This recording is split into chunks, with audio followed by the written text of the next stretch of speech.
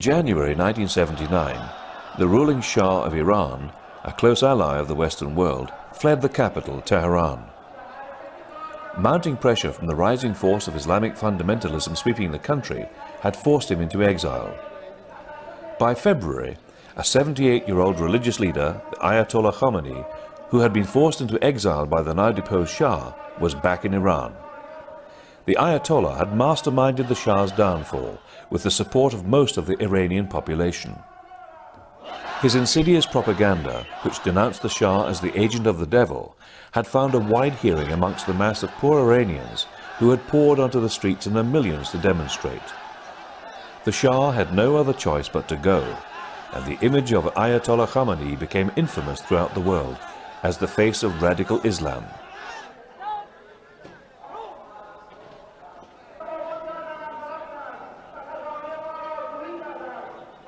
The new fanatical Shiite government regarded the United States as Satan and was prepared to breach any international law in the cause of its revolution.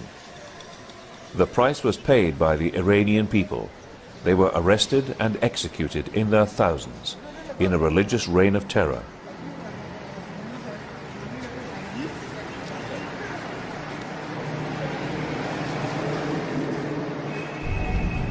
There were small pockets of resistance to the new regime, one of which was growing amongst the impoverished Arab minority in an Iranian province close to the Iraqi border, known as Kurdistan.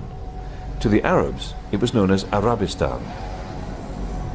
Many of their anti-Khomeini supporters had been incarcerated in Iranian prisons in their plight for regional autonomy.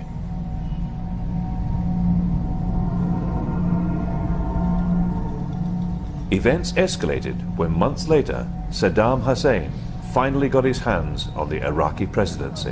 In 1975, Iraq had ceded the eastern half of its Kurdistan border with Iran. Saddam wanted it back, and his agents recruited many of the region's young and naive fanatics to help him. With the emergence of two new radical and opposed power blocs in the Gulf, events moved fast.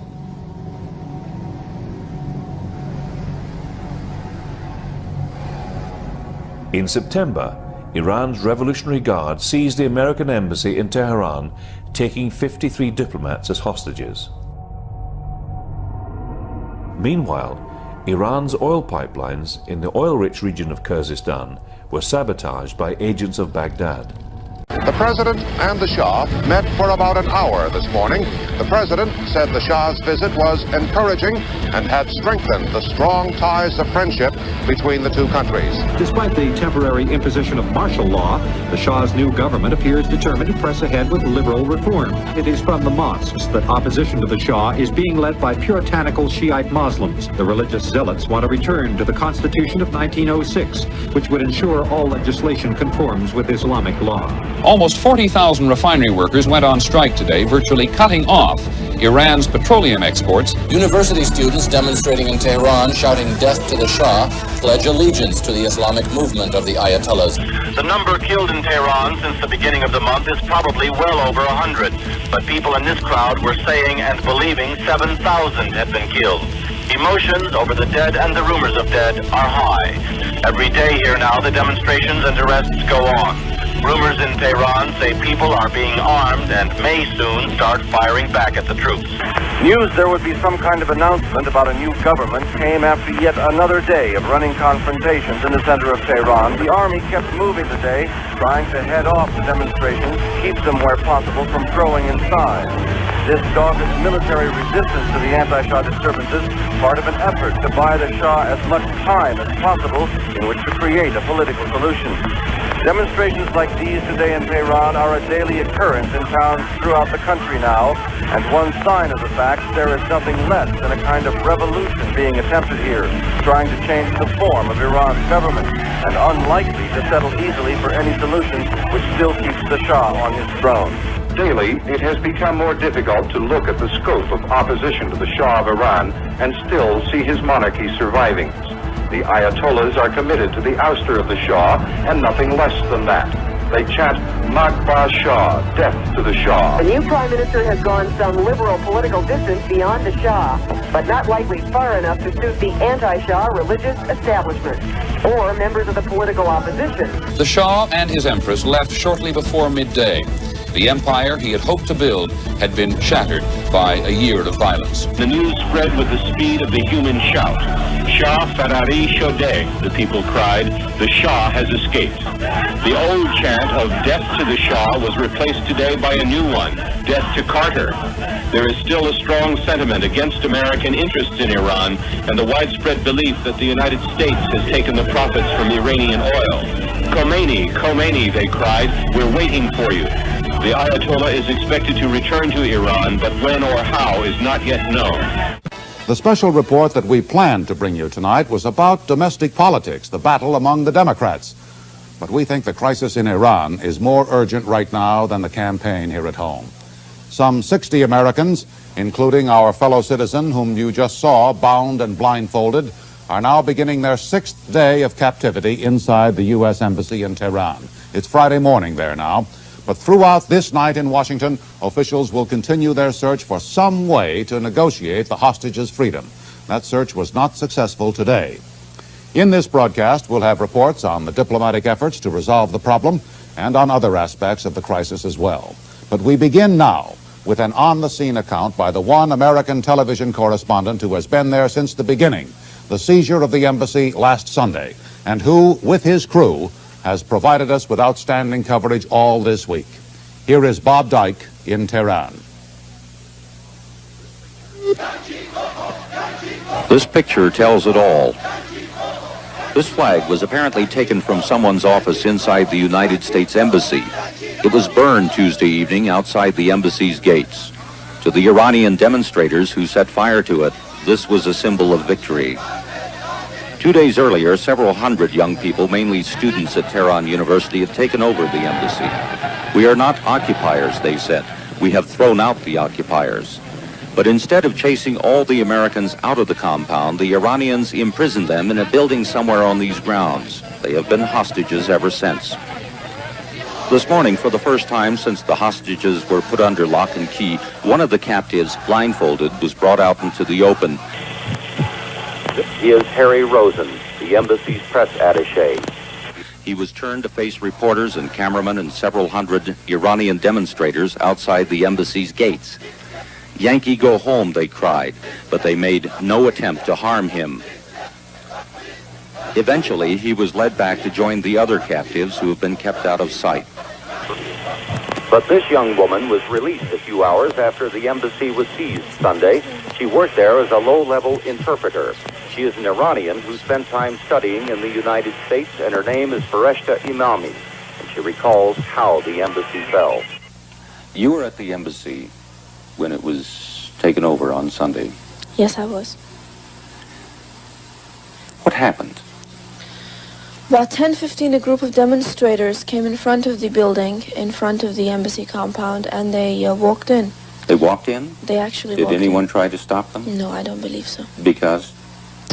They said that they just wanted to stage a sit-in, and What they didn't happened want next? to harm anyone. They came in front of the chancellery. We saw them through the window. They had a banner saying, "We don't want to harm anyone, we just want to stage a sit-in." How did the people at the embassy react to that, the guards? We were taken on the second floor, maximum security floor, and we were given tear gas masks, and we were told to stay calm. What happened after that? A couple of hours went by and we heard a siren. When I asked one of the Marines what had happened, they said that they had stormed the building. They, meaning the students? The students, yes. They What came happened? inside the What building. happened after that? Well, they came behind the door where we were held, and they said, if you all get out, and if you don't resist, we will not harm anyone, and we just want to stage a sit-in, and we just want to ask a couple of questions. So they came in, the Marines opened the door, and they came in, and they took all of us, blindfolded us, tied our hands behind our backs, and they took us. Did any of you try to resist?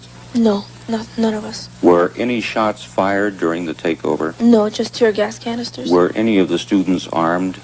No, none of them were armed. A couple of them had sticks. Were there any fights? No, no scuffles, no fights. No scuffles between the U.S. Embassy personnel? No, everything was calm. It was another small victory for the activists who are fully backed by their country's supreme ruler, the Ayatollah Khomeini. It seems the Iranian students have the initiative. The next move is evidently up to the United States. Ever since the Shah fled the country last January, there has been a persistent belief in many quarters here in Iran that the United States government was not only in deep sympathy with the deposed ruler and his family, but plotting to restore him to power here, to bring back the Pahlavi dynasty in the imperial court. America's investment here was considerable before the Shah's downfall, billions of dollars spent, much of it for defense. Iran's Army and Air Force, equipped with the latest sophisticated military hardware, including Phoenix missiles and F-14s, was considered vital to Western security. Iran is bordered in the north by the Soviet Union, and American monitoring stations were deployed along the frontier. Despite the embassy takeover, with relations between the two countries never worse than now, Iran's oil pipelines to the U.S. are still open. For how long is for the Ayatollah to say. His followers today at the U.S. Embassy held another news conference, this time to release copies of what the Iranian activists claim are secret United States government documents. If they are genuine, and they look genuine, it would seem that the State Department was deeply worried that Iranians might misinterpret the Shah's admittance to the United States as a move towards restoring him to the peacock throne. This communique, dated last August, says every attempt should be made by embassy officials here in Tehran to convince Iranians that the State Department was resisting efforts to allow the Shah into America, and says we should make no move towards admitting the Shah until we have obtained and tested a new and substantially more effective guard force for the embassy. Bob Dyke, ABC News, Tehran. The United States is in this fix because the former Shah of Iran is suffering from cancer and is receiving needed treatment in this country. But that explanation, that justification for his presence here is not accepted by the Iranians, who have always suspected the United States was the Shah's ultimate destination. Here's a report from Barry Dunsmore. February. The Iranian mobs have driven the Shah out, and the question of where he goes becomes an important factor in U.S. policy toward Iran. Initially, it's assumed he will come to the U.S. President Carter even says so publicly. However, it soon becomes evident that the Shah will be an unwanted guest. March, and the Shah is in Morocco. The administration is looking for an emissary to ask the Shah not to come to the U.S. because of the delicate state of relations between Washington and the new regime in Tehran. David Rockefeller and Henry Kissinger are approached. Both angrily refuse, and instead, Kissinger begins a strong campaign to get the Shah into this country. April, Kissinger meets privately with Secretary Vance and also talks to the president.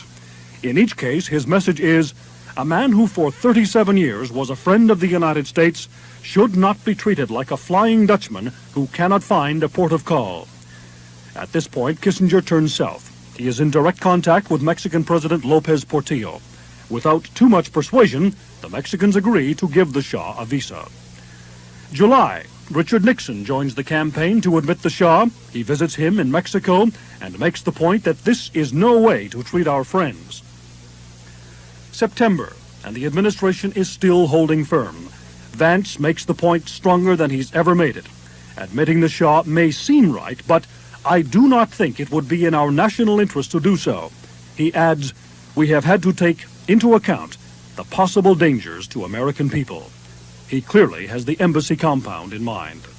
Early October, the Shah is ill, and Rockefeller is contacted. He recommends a New York specialist, Dr. Benjamin Keene. Keene goes to Mexico. He finds the Shah very ill and learns of his long bout with a form of cancer. Keene recommends to the State Department that the Shah be brought to New York for treatment, but the department is skeptical. Keene is labeled a Kissinger-Rockefeller doctor. This infuriates Rockefeller, who gets on the phone to protest this absurdity. Finally, State Department doctors review Keene's examination and agree the Shah is very ill. Late October, top officials contemplate the next step. The State Department's number 3, David Newsom, who was the top man on Iran, argues that admitting the Shah, even under these circumstances, could be dangerous. However, the president decides the Shah should be let in. October 22nd, the Shah is admitted to New York Hospital, but not before the government of Iran is told that the decision to admit him is purely humanitarian and not political. The U.S. agrees to send the Ayatollah medical reports, but not to let his doctors examine the Shah. Now, with more than 60 lives at stake, there is a residue of bitterness. There are those who are bitter toward the Shah, and there are sources close to the Shah who say that since the embassy was seized, Washington has once again been trying to get him to submit to an examination by doctors from Tehran. One source claims it was even proposed he be operated on again, just to prove he was ill. The State Department denies both these charges.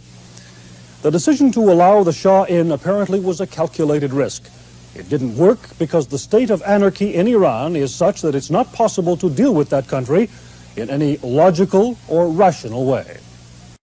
After 30 days of unsuccessfully trying to get the American hostages out of Tehran, the government of the United States is now trying to get the deposed Shah of Iran out of this country. And there is no sign tonight that either problem is likely to be solved soon. Here's a report from diplomatic correspondent Ted Koppel. There is only one nation that has publicly announced its willingness to receive the Shah, Egypt. But the Shah prefers not to accept that invitation, which places a new burden on the government of the United States. We're not going to put a man into a rowboat and send him out beyond the continental shelf if he has no place to go. We have said that we are trying to assist him in finding a permanent location. There are some options, a few doors, as one official here put it, which aren't closed all the way yet. But the same official added, there's not a hell of a lot of physical bravery out there. Can the United States keep the Shah? If it comes to that, said the official, we can't not keep him. But for the moment, there is an even more pressing issue, the hostages. How are they? Where are they? So long as the authorities in Tehran refuse to allow any neutral or outside observers an opportunity to see all prisoners, the possibilities of what may be happening to those prisoners is infinite. It is beyond my capacity to guess and beyond our capacity to know. The very uncertainty of the hostages' condition creates a situation in which President Carter's warning of last week looms larger with each passing day. The government of Iran must recognize the gravity of the situation which it has itself created and the grave consequences which will result if harm comes to any of the hostages.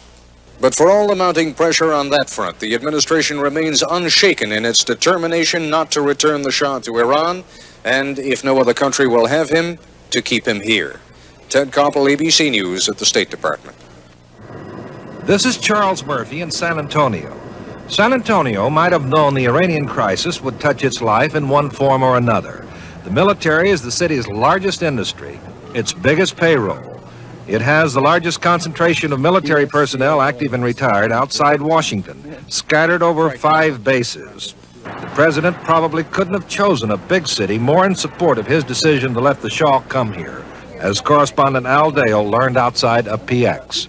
I think we should keep him here. We shouldn't give him back just because they want to blackmail us, and I think that's what it is. It's a form of blackmail. I'm very pleased to have him here. If they're going to send him anywhere, no better place in San Antonio. But not all thought it was a good idea. They probably should get him out of here, but don't give him back to the Iranians. Let him go somewhere else.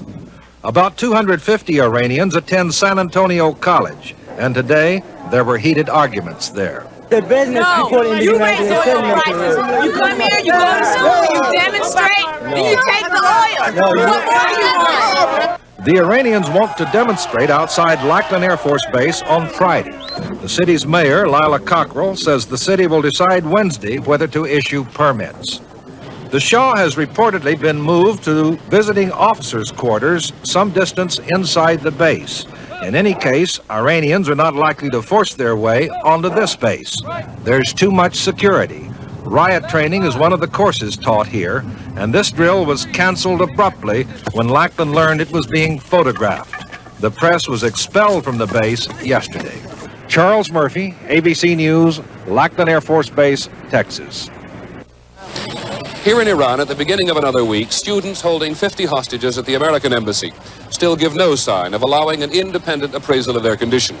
At the government level, there is no serious sign of wanting to negotiate an end to the Iranian-American crisis. Today, Iran has moved one step closer to becoming a nation which will be run under the guidelines of Islam. It was the second day of voting for an Islamic constitution. And as Bob Dyke reports, there was a wholesale vote in its favor. This headline in Tehran's only English-language daily was composed about 18 hours before the polls closed here. But there's no law against electioneering, and voters seem to be voting as the paper predicted they would, in favor of the new constitution, which will confirm sweeping powers to the Ayatollah Khomeini. The ballots were not exactly cast in privacy. A discarded green card meant an individual had voted against the Constitution. Most of the no votes seem to have been registered in Iran's border provinces, Azerbaijan, Kurdistan, and Baluchistan, where the country's Sunni Muslim and ethnic minorities have been campaigning often violently for their independence from the rest of Iran. The yes vote, which seems to be running at about 2,000 to 1, probably has a lot to do with the takeover of the U.S. Embassy. It helped the unemployed forget about their joblessness. Many have occupied themselves outside the compound as anti-American demonstrators. There wasn't much activity at the embassy today. The nation's attention seemed centered on the referendum. Students patrolled the grounds in the same bored fashion they have for nearly a month now. There was mild excitement when two Swedish reporters left the compound after interviewing some of the students. The students apparently had nothing new to say, so the excitement died down. As sunset approached, an Iranian television technician switched on floodlights facing the crowd, and a British newsman filmed a promotional announcement for his channel back home. We report from inside these gates. By twilight, most of the newsmen had gone, leaving the demonstrators to continue their vigil outside the fallen embassy. Bob Dyke, ABC News, Tehran. The Reuters news agency telephoned one of the so-called students inside the embassy today and was told that 8 of the hostages have been singled out for intensive interrogation because their captors are convinced they are spies. It was also said an atmosphere of affection and friendship has developed between the hostages and their guards. Quote, "When they wake up, they smile when they see us. And when we feel they are tired, we loosen their bonds." End quote. Max? Frank, the United Nations Security Council met again briefly late this afternoon to discuss the situation in Iran, then adjourned until tomorrow. As Luciafi reports, the members are moving toward a consensus on what stand to take. The faces change, but the speeches are amazingly similar. The American hostages must be released. Iran must respect the traditional diplomatic immunity of foreign embassies. That seems to be the unanimous opinion of every country here. But while they express their public indignation, the Security Council is working equally hard behind the scenes to avoid doing or saying anything that might force Iran to take drastic action. The final wording of the Security Council resolution is still being worked on. The United States wants to make sure that it calls for the release of the hostages as a precondition to any other action. Kuwait's Ambassador Bishara does not disagree, but he wants the resolution to at least mention Iran's grievances with the assurance that once the hostages are released, those grievances can and should be discussed. Even though the Ayatollah Khomeini has already rejected the Security Council resolution, the members of the Council agree they cannot afford to antagonize him or the students. As one diplomat said, there may be 50 hostages in Tehran, but there seem to be 15 of us here. This is Luciafi, ABC News at the United Nations.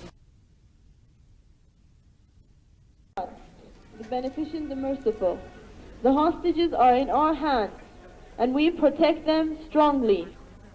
And we are ready so that in the case of any military intervention, we will destroy them. This week, the battle fleet of the world's most powerful nation neared Iranian waters. But their arrival made little difference outside the US Embassy in Tehran, an embassy that is now unrecognizable under layers of revolutionary banners and posters. Once, these buildings were the hub of US power in Iran. Today, they're the scene of America's humiliation. Filmed secretly from a nearby rooftop, the US Embassy looks deserted, even tranquil. But inside the silent buildings, the agony of the hostages goes on.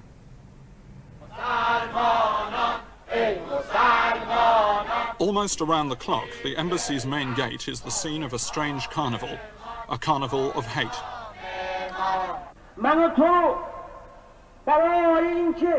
From the walls of the embassy, a student leader harangues the crowd below in a meeting that drags on into the night.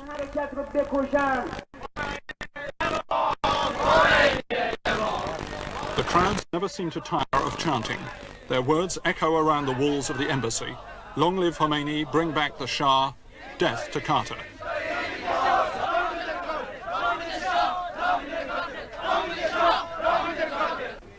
The embassy has become a revolutionary theatre, and the world's press are among the principal actors on the stage. Every day, reporters and cameramen assemble at the gates.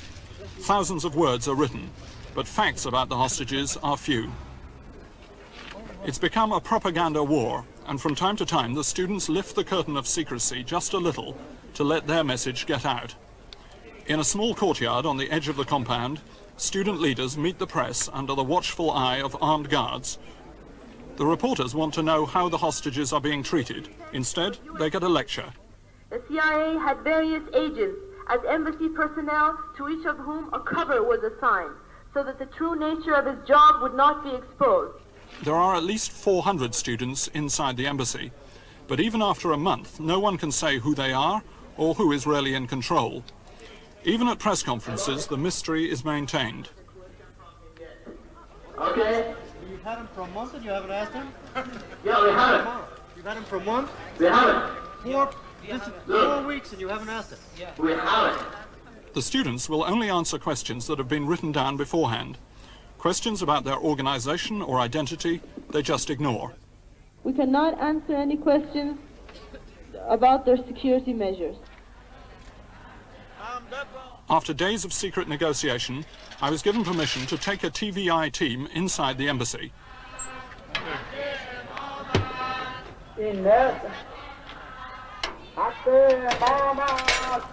Apart from these shots near the gate, we were forbidden to film any general views of the compound.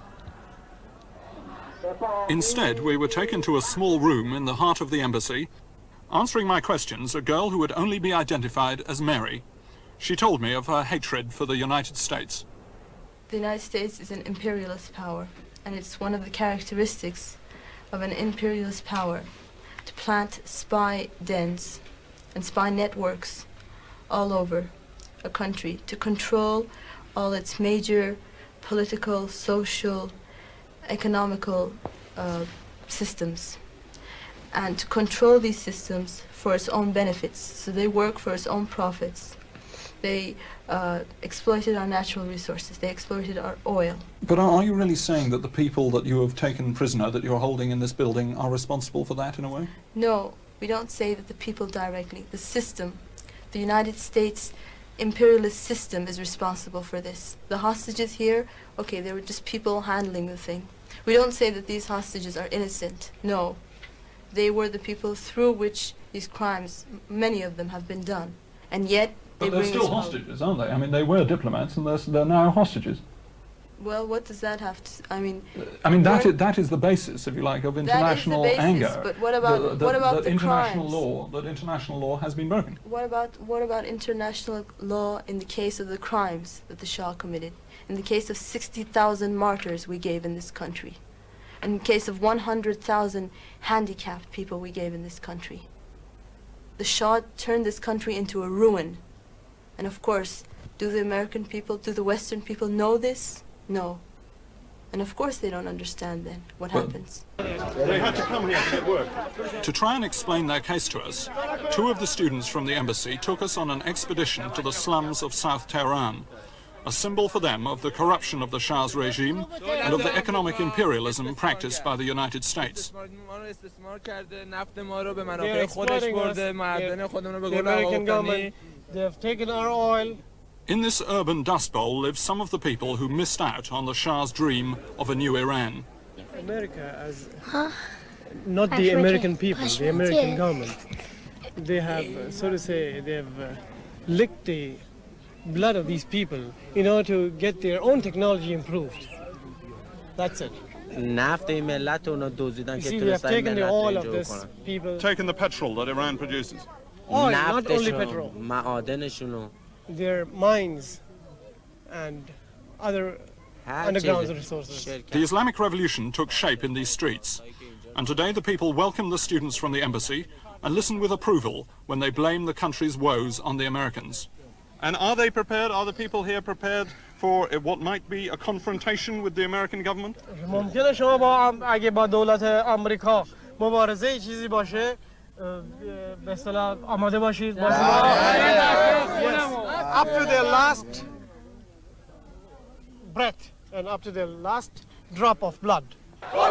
Even if the Islamic leadership didn't organize the takeover of the US Embassy, they're certainly exploiting the revolutionary fervor that it's created.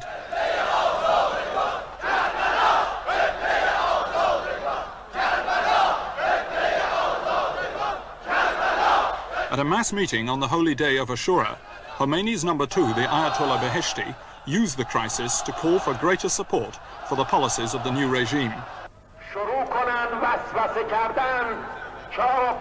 The war against imperialism has begun, he says, and neither bombs nor bullets will stop the defenders of Islam. Gathered around the Ayatollah like medieval knights around a king, the soldiers of the revolution. The men in white shrouds have already pledged themselves to die if the Americans attack Iran. A holy war against America might seem an unreal idea, but for these men, the decision is already made. Their religion, their revolution, are both based on the idea of martyrdom. We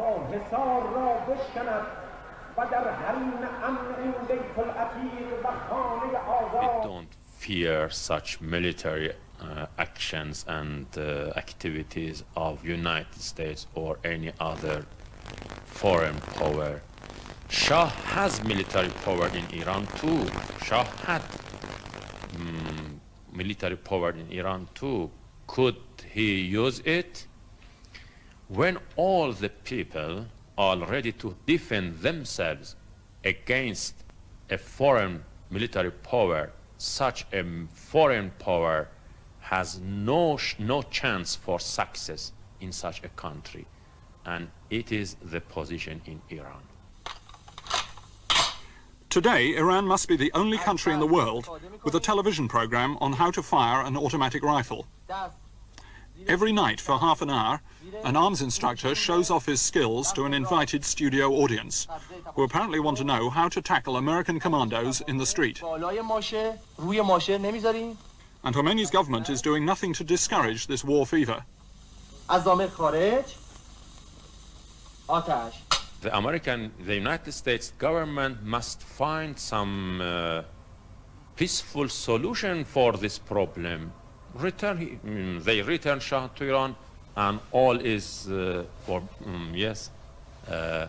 Forgotten. Yeah, forgotten. But what if they don't return the Shah, Dr. Beheshti? You must ask them. Well, but surely the question is for you. I mean, you are holding the hostages. The students are holding the hostages. What happens next? They will remain in Iran, and the Iranian revolution will decide on them in the future. I think the American government could, the background of Islamic revolution in Iran in many years, and they continue this misunderstanding in the present time too, and I am afraid that they will pay the price. You said at the press conference the other day, you said yourself that if there was an attack on this embassy, that you would destroy the hostages. Could you really do that? Yes, we mean it.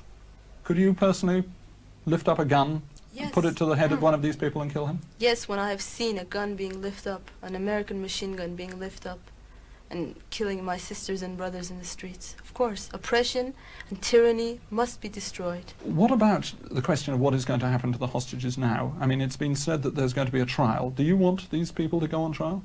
Yes, these people, if the Shah is not returned. And But if it he's not takes going too to be long- returned, is he? Do you really believe that he'll be returned? Yeah, we believe they should return him, But that's another question. Do you believe he will be returned? and they have to. If they don't return him, the trials will start, and the hostages will be tried, and they'll be tried in a Islamic court, and the sentences will be carried out on them, based on Islamic principles. Are you at all worried that there could be some kind of psychological damage to these people that you're holding as a result of their captivity? Psychological damage to yes, the that quite simply that some of them might, if you hold them much longer, just go mad. Why should they? I mean, in our prisons at the time of Savak, tens of thousands of our most brilliant youngsters were kept in the dungeons and tortured. No one cared for their psychological after effects. They were being tortured there, and everyone knows what came to them those years. And they were really the most brilliant and most intelligent of our young people, and the youngest. And so, can you compare that to this? The confrontation with America has rekindled the Islamic passions that destroyed the Shah. During the holy festival of Ashura, columns of flagellants whip themselves with an enthusiasm that hasn't been seen for years. Perhaps this is what Khomeini and his clergy wanted, for their popularity was just beginning to sag in the face of the mounting economic problems that their revolution has brought about. If this was their aim, some amongst them must now be feeling just a little worried, for they're still on collision course with the world's most powerful nation, and neither Khomeini nor the students show any sign of backing down. But how much longer can you go on doing this? We are ready to go on until martyrdom, and we will struggle and fight. What does it mean, martyrdom? What does it mean? Martyrdom is a unique philosophy only for Islam, and it means that when man struggles in the way of his goals until the height of being killed in the way of his goals, in the way of God, that's martyrdom. And martyrs are alive in Islam. Martyrs do not die. Martyrs are not destroyed. They always exist. So the bullets do not really kill? The bullets do not kill. And that is the message that the people of Iran gave to all oppressed peoples of the world, that bullets do not kill faith. Bullets do not kill humanity. Bullets cannot kill the rights of the people. Now, day one of Ronald Reagan's presidency, and day one of freedom for 52 Americans. Though thousands of miles apart, these two historic events moved almost on parallel tracks today. The new president had not been in office an hour when the former hostages became free men and women again. And they are well along now on their trip to West Germany and eventually to home. For the latest on their return to freedom, here is Peter Jennings in West Germany. Peter? Frank, the Algerian 727 carrying the freed hostages left Athens about 1 hour ago. It's now over the Mediterranean. It was on the ground 90 minutes for refueling. No one disembarked. The American ambassador to Greece, Bob McCloskey, did not go on board, but he did send some flowers on board, and he got a note back from his old friend Bruce Langan, who said, "I am very glad to be finally going home." It is about a 3-hour flight from Athens to Algiers, where the former captives should arrive about 8:30 p.m. Eastern Standard Time. We've seen only 2 pictures from Tehran itself today. Iranian television did not transmit any of its coverage outside the country. We have seen 2 still photos. In one, Joseph Silik Jr., the second from the left, is being escorted by 3 Iranians. Subik, whose parents live in Redford, Michigan, had once been specifically accused by his captors of being a spy. In the second picture, Donald Cook, he's the one with glasses and a beard and somewhat more familiar to us, is also being escorted. For Cook, at 25, Tehran was his first overseas post with the State Department. Well, the Iranians who watch television have seen more than we have. It's been on local television there, and in Tehran, the Australian reporter Ray Sinclair offers his impression of what he saw. I think a lot of people at the other end are going to be quite shocked by what they see of the Americans who will get off that plane. Just looking at them, they appear to have momentarily at least lost complete touch with reality. I'm quite sure they cannot conceive that they are free now. Their faces are blank, their eyes are glazed. It's a stunning emotional experience. One of the last people to see the Americans in person just before the plane left was the Swiss ambassador Eric Lang. 2 hostages, he said, had difficulty walking, but the others looked fit.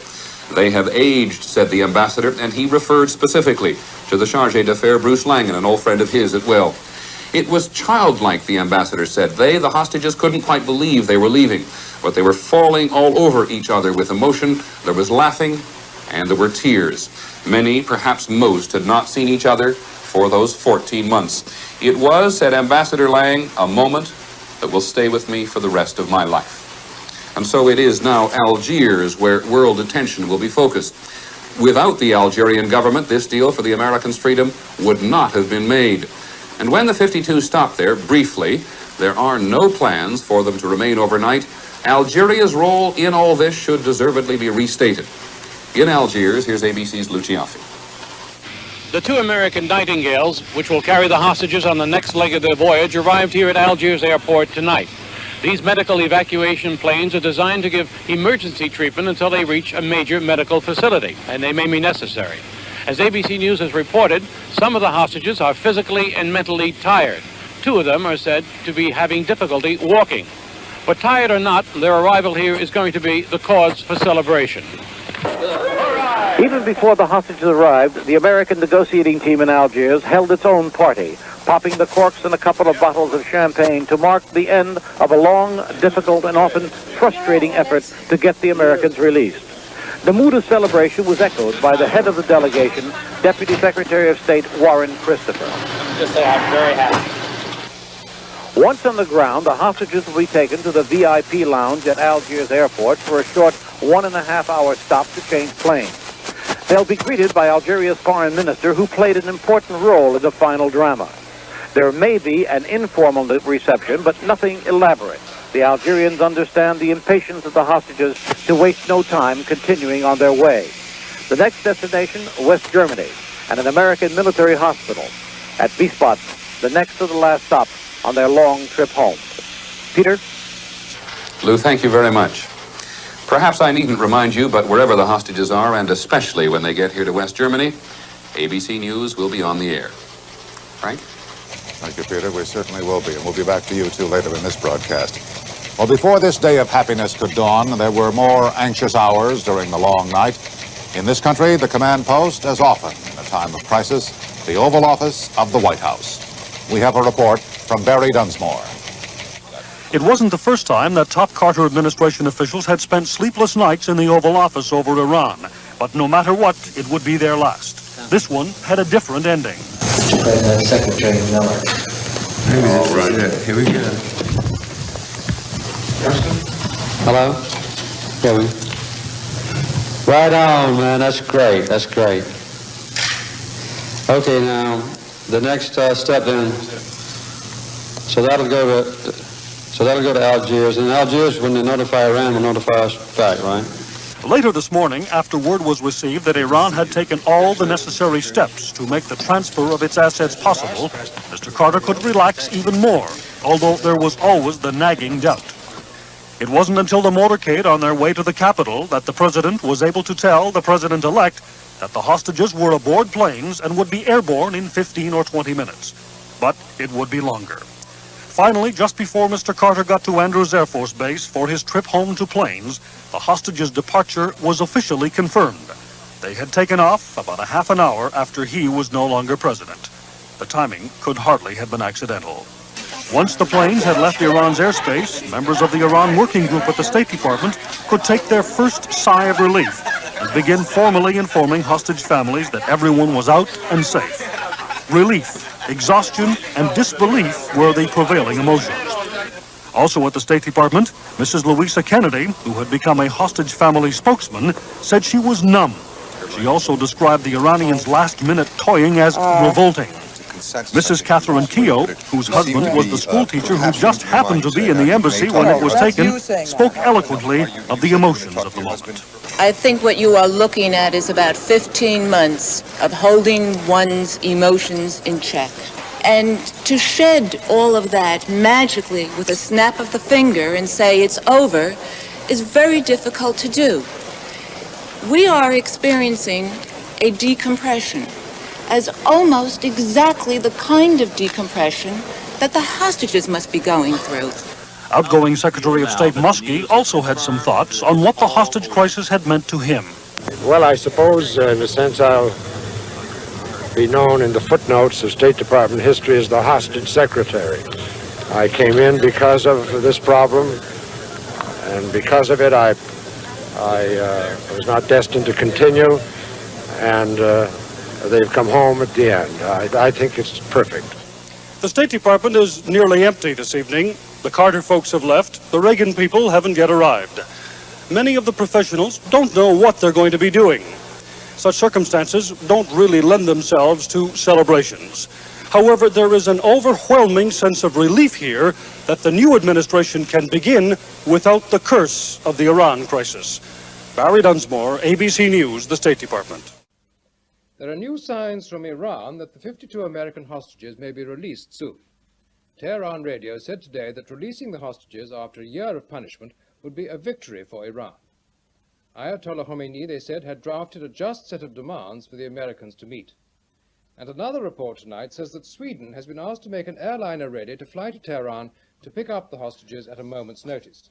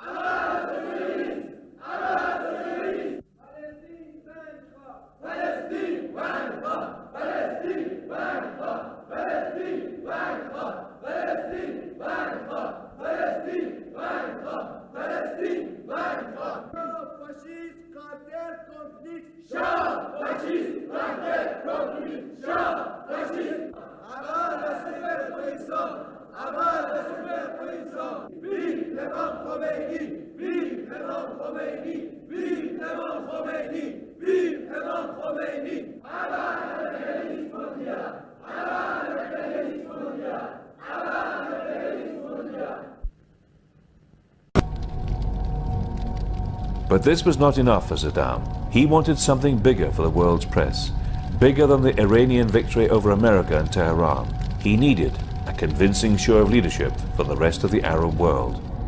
On March 31st, 1980, 6 Arab Iranians, along with Sami Mohammad Ali, an official of the Iraqi ministry, flew from Baghdad to London. In early April, Saddam's stakes were raised when the US Delta Force failed in its attempt to rescue the US hostages in Tehran. The 6 terrorists, traveling under Iraqi passports, had been trained in Iraq for a mission, which they had been told would publicize the plight of their fellow Arabs in Iran. They were to seize the Iranian Embassy in London and demand the release of 91 political prisoners held in Iranian prisons. On the morning of 30th of April 1980, Sami issued his orders to the group, collected their passports, and then took the next flight back to Baghdad. Armed with 2 submachine guns, 3 pistols, a revolver, and 5 Soviet-made hand grenades, the group were waiting only a few hundred yards from number 16 Princess Gate, the Iranian Embassy. An armed man has forced a policeman on duty outside the Iranian Embassy in London to go inside the building. He's now said to be being held at gunpoint. Armed police wearing bulletproof vests have surrounded the embassy building and ambulances are on hand. You lived in number 26. 3 or 4 gentlemen walked up the private roadway towards the embassies or the buildings along there. They bundled into a house about 5 or 6 houses up. The next thing I saw, about 2 minutes up there, was 2 women coming, running out in their early 30s, 35, screaming really, really frighteningly. One with her hand shaking in the air. She ran down the road, and as she was running, 2 policemen on bikes come up from the other entrance and stopped the woman as she was running away, and another policeman grabbed the other one. And then as soon as the police had arrived at that point, another car pulled in at the other end when a plainclothes officer jumped out with a radio, and another officer jumped and said, "Get your head down." And that was immediately when I ducked. The next thing I know was a police officer told me to stay where I was and not to move. And there was two shots that sounded like car backfiring. One was very loud. Now we have the latest news on the situation at the Iranian Embassy. Here's the background to the story. Yesterday, 2 armed men entered the Iranian Embassy, taking with them a British policeman who was outside at the time. They are now thought to be South Iranians demanding the release of 91 political prisoners in Iran and the declaration of an independent state in South Iran. They were threatening to blow up the embassy and kill the Iranian hostages at 12 noon today. It's past 12 noon and nothing yet has happened. One of the hostages was allowed to telephone the BBC this morning, giving an assurance that no non-Iranian hostages will be hurt. Meanwhile, the Ayatollah has said that for every Iranian hostage killed, he will try and execute one of the 91 political prisoners in Iran. So up till 12 noon today, the situation was a stalemate. Graham Shaw for Stoic, outside Albert Hall. This afternoon, much attention, at least in the eyes of the media, has been focused on the siege going on in Kensington. Several rival groups of demonstrators have assembled near the South Carriage Road in Hyde Park, including several Muslim Iranians pledging support to the death for the Ayatollah Khomeini. Shouts of "Long live Khomeini" have been rivaled by several pro-British chants, many originating from members of IC. The police were at one point called in to separate rival groups. At least 10 arrests have been made for breaches of the peace amongst the onlookers and demonstrators. In the siege itself, 2 deadlines to blow up the embassy have passed. The police are continuing to talk calmly to the gunmen in the embassy, a procedure which has proved successful in 2 previous London sieges. It is reported, however, that members of the police anti-terrorist squad and the Army Special Air Service are standing by. At the moment we're out here in Hyde Park witnessing a demonstration by sitting guilds of Imperial College. Well, this afternoon has been quite an active one in this new siege. I think most people have forgotten about the actual siege and the gunmen. 2 deadlines have passed, one at 12 o'clock and one at 2 o'clock, and there's still threats to perhaps blow up the embassy. None of this has yet happened. Apparently the SAS were ready to move in at 11:45 and clear out the gunmen from the embassy, but due to the knowledge that there's a large amount of explosives inside, they didn't do this. This afternoon there was the announcement that apparently the British Embassy in Tehran had been taken over. Fights broke out among the 2 fractions here in Kensington Gore, and 1 policeman was seriously hurt and has since been removed to hospital. There have been a few arrests for breach of the peace, one by a 73-year-old lady, and as I say, there have been many more attractions. One of them was by the Hare Krishna crowd, who broke through several police cordons but has since been pushed away. And now, of course, the highlight of it is the students from Sitting Guilds College Union. They've drawn a very large attraction here in Hyde Park and seem to be getting much of the coverage from the news media. Well, at the moment, as I say, it's 10 minutes past 4. There's still a lot of time left today before we go into yet another night at this siege at the embassy.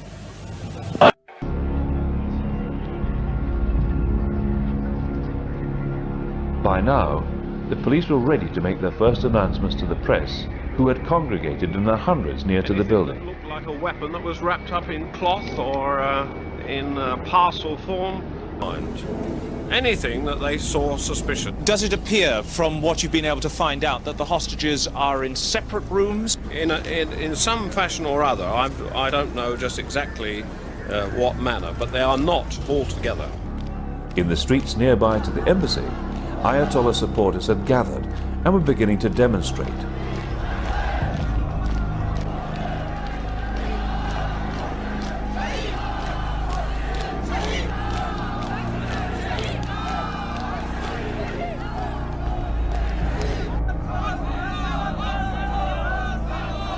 Soon, the demonstration started to build, and there was growing tension as British and Iranian demonstrators came face to face with each other. As the demonstration grew, scuffles and fighting broke out amongst the protesters. The police were not prepared to stop the demonstrations at this point, although they were getting worse, as the noise no doubt caused additional cover of movement by the police around the embassy.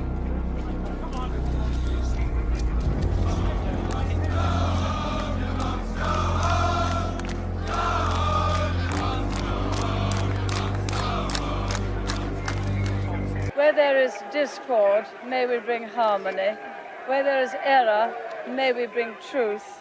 Where there is doubt, may we bring faith. And where there is despair, may we bring hope. As 12 noon came and went, it was clear that the Iranians inside the London embassy were not fueled with sufficient fanaticism to carry out their ultimate threat. police and British government officials had kept an almost constant telephone link with the Iranians, and they were still talking as in the distance Big Ben struck 12. The talking went on.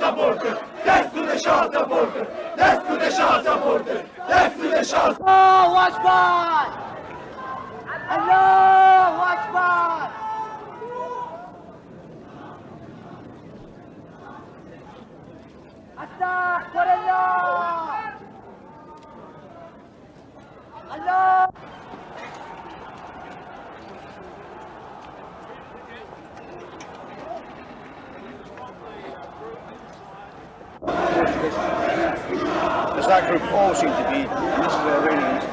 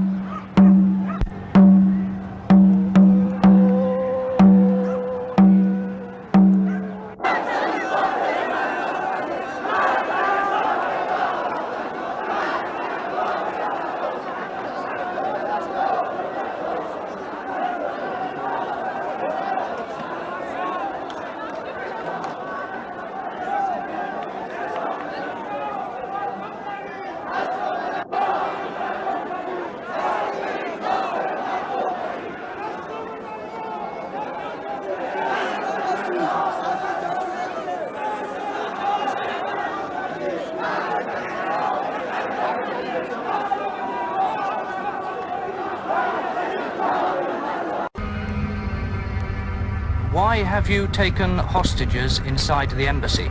Because we had some demand to get what we want. The free of 91 prisoners. You want 91 prisoners in Iran to be set free? Yeah. You know, that's a group who are fighting for their legitimate rights, justice, and they are fighting for the autonomy for Arabistan. After 2 p.m. today, all responsibility falls upon the Iranian government.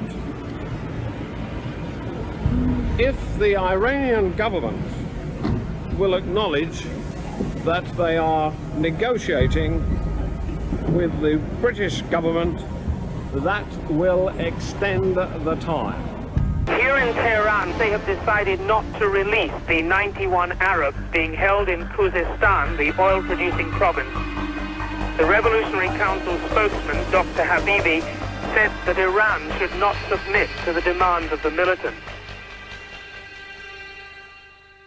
Gunmen inside the Iranian embassy must know that it is not within our power to meet all of their demands, whatever our views on the rights and wrongs of their cause may be.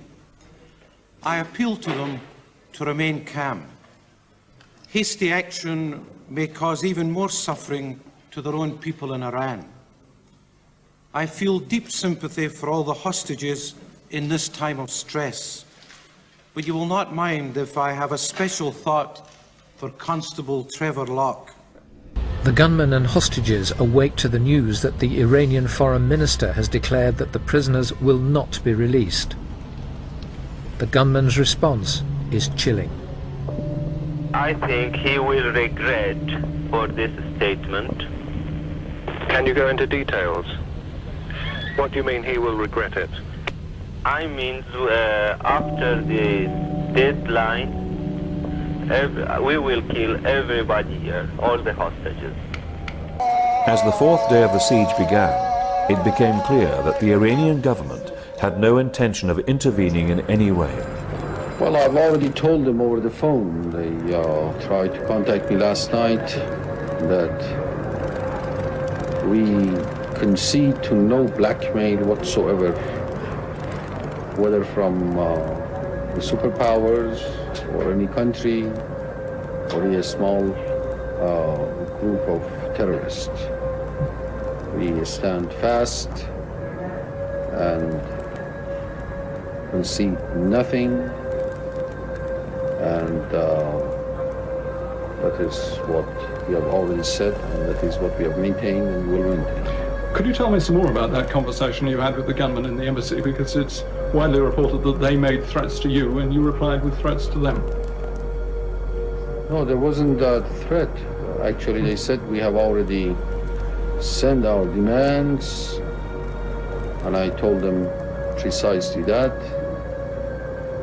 And I told them also that if anybody will be harmed in the embassy, then it's going to be the severe repercussion on those whom you want to have their liberations. That is, their crimes will be added to the crimes of those whom they asked their liberation. A crouching figure stumbled through the front door of the embassy, across the pavement and between the parked cars. For a few seconds, the policemen in the neighbouring doorways did not apparently register that it was one of the hostages, but it was one of the BBC newsmen, Chris Kramer, and he was obviously in pain. I was escorted to an ambulance, and they tried to put a mask on my face, and I said, I don't want that mask, I want to talk to someone now. Stop the ambulance, you know. There are gunmen in there with hand grenades, and there are 6 of them, and I was terrified that they were going to storm the embassy, thinking there was maybe only 1 or 2. And I said, you know, you need to get word to the authorities that there are 6 extremely well-armed gunmen in there. And he stopped the ambulance and he jumped out. The gunmen inside the Iranian embassy must know that it is not within our power to meet all of their demands. I appeal to them to remain calm. We demand the 3 ambassadors, Algerian, Jordanian and Iraqi, to start their jobs in negotiating to secure the safety of the hostages and to terminate the whole operation peacefully. To come on to the pavement outside the embassy. I told you, we don't want their life to go. We don't want them where they're located. We want just to The still photographs were taken by the terrorists on a camera which was subsequently found among the debris in the embassy.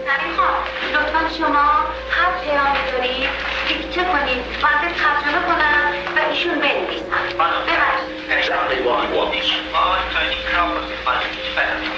Our message is that we wish to see Tony Clark.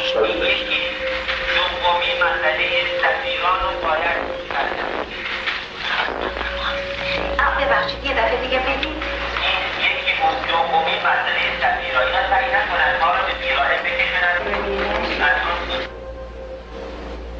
Tony Crown, and could you please let him know? Is he prepared to release a hostage after he has seen Tony Crown? آیا حاضر هستیم بعد از اینکه آقای تونی کرام دیدین یکی از گروگان‌ها را چیز آزاد کنید؟ خیر، ولی اگه جسد دیگرشو میخواید بعد از چند لحظه تعمین کنید. No, we're not prepared to free any of the hostages, but if you want to see a dead body of any of the hostages, you may see them in a few minutes. Sorry, but I did not report back that threat before because it will destroy our argument, and I wish to keep this threat at the moment between ourselves because it will not help me to argue his case. میگن که این تهدیدی که قبلا هم یه دفعه گفتید اجازه بدید میگه من نمیخوام بشنوم این تهدید I refuse to listen. بفرمایید. این تهدید نیست، این خواسته کاری نکنید که گروگان‌ها را بکنید با اینکه ما دلمون نمیخواد اینو بهش بگید. یه دفعه دیگه بفرمایید.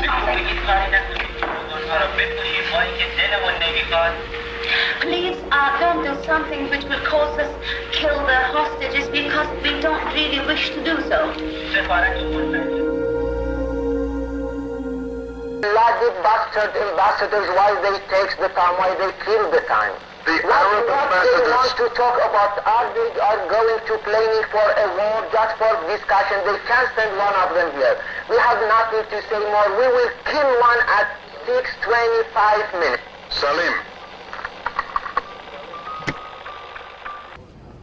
Calm down, Salim. No, we don't calm down. Calm down. We will kill one after 45 minutes. Salim. 29. Now the time is... Salim, are you still there? No, we will kill the other. Look. We are very sorry. We are very sorry. When the meeting... No. Hello, Salim. Hello, sir. This is Trevor. Hello, Trevor. He's told me, he's insisted that I come down and speak to you and tell you directly that if anything is done via attack, all hostages will be killed.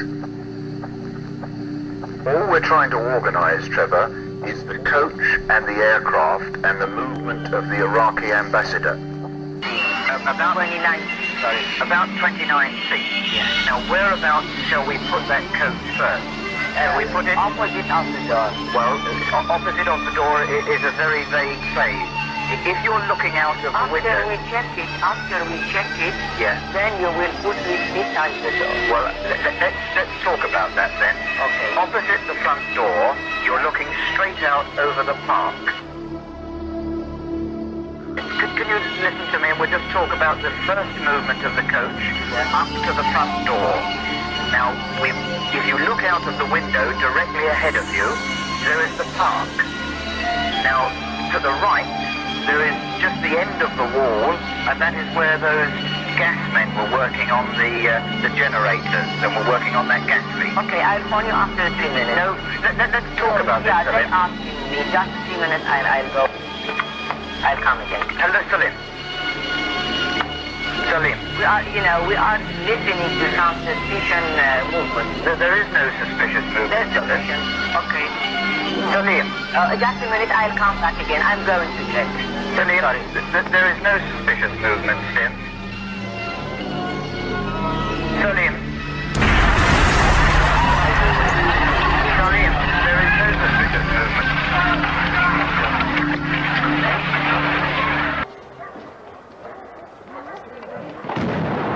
Dramatic end of the 6-day siege. 19 hostages, including the 3 Britons, are safe. The end came with an assault on the building by the Army's Special Air Services Regiment, the SAS, not long after gunmen had killed 2 hostages and pushed the body of one out onto the embassy steps. They threatened to kill another hostage every half hour. It ended with 3 gunmen dead, 1 in hospital and another in police custody. Kate Adey watched the day's events. At 7 o'clock, armed police moved in front of the embassy. 2 men ran forward with a stretcher and went into the porch. A body was put on the stretcher and, under cover from the marksman, taken out towards an ambulance.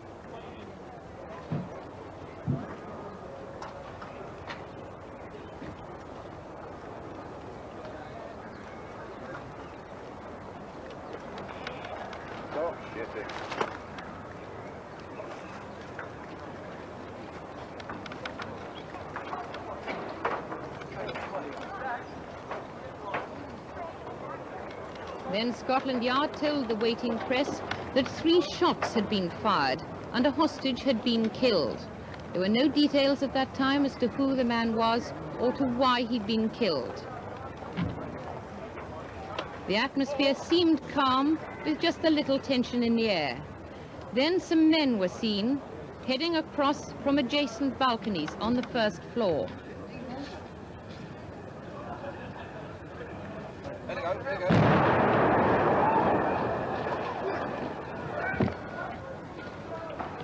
That was a bomb. That was a bomb.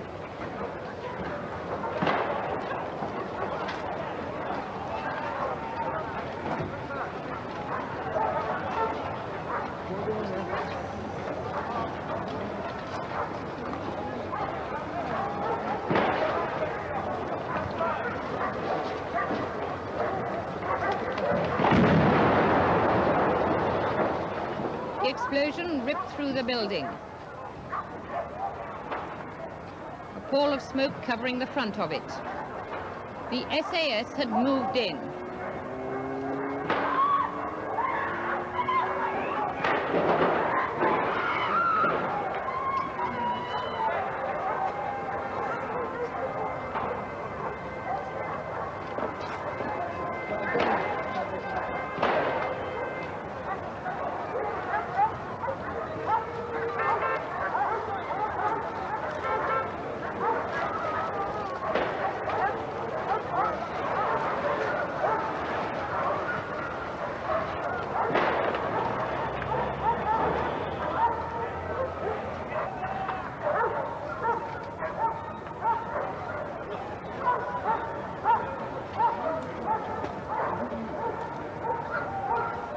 After a second explosion, smoke obscured the front of the embassy again.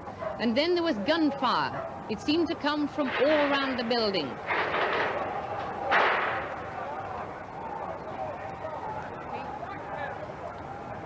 By this time, the police and the press nearby were told to take cover, and they scrambled behind cars and equipment. Shots rang out all over the street.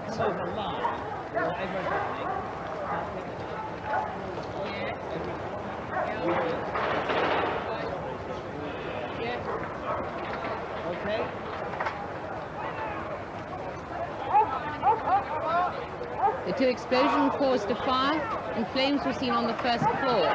Meanwhile, people were still taking cover in the streets outside, and no one was moving towards the building. The SAS were inside.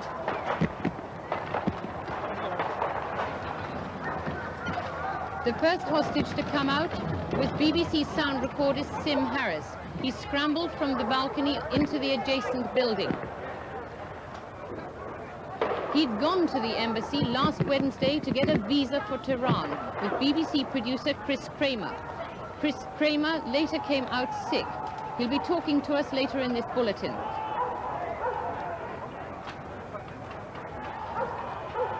The embassy by then was surrounded by activity and a seeming confusion. The emergency services moved closer. As we arrived there, we were told, right, all you guys, get your stuff, get onto the 3 vans, and we're going to drive you to somewhere in London. We got on these vans and it was dark, and we were told, when we get out, keep the noise down, follow instructions, and just get to where we're going. Where did we go? We went somewhere near the Iranian Embassy. We pulled up out of sight of all those wonderful newspaper reporters and people. I remember climbing fences and walls with my kit, passing it over and moving on. And then we settled into the house next door to the Iranian Embassy. What's not covered in any of the films that I've seen and any of the things is the humour. Most people know that the snooker tournament was on, and we were following the snooker tournament. Secondly, the building that we were in was something to do with surgeons. And I remember lying on the floor in my kit with me machine gun on my chest, waiting for whether I was going to get called up or whether I was just being there in my full combat equipment, just lying there waiting to go and looking around. And all I could see was surgical instruments. That was okay. What was frightening was when I actually looked and read about the surgical instruments with their little labels and realised, in my mind now, it seemed that 90% of them was to do with removing piles. And I've got to say, it makes my bottom twitch, even now, thinking of some of the instruments that the surgeons put together for removing people's piles. The bizarre things you remember.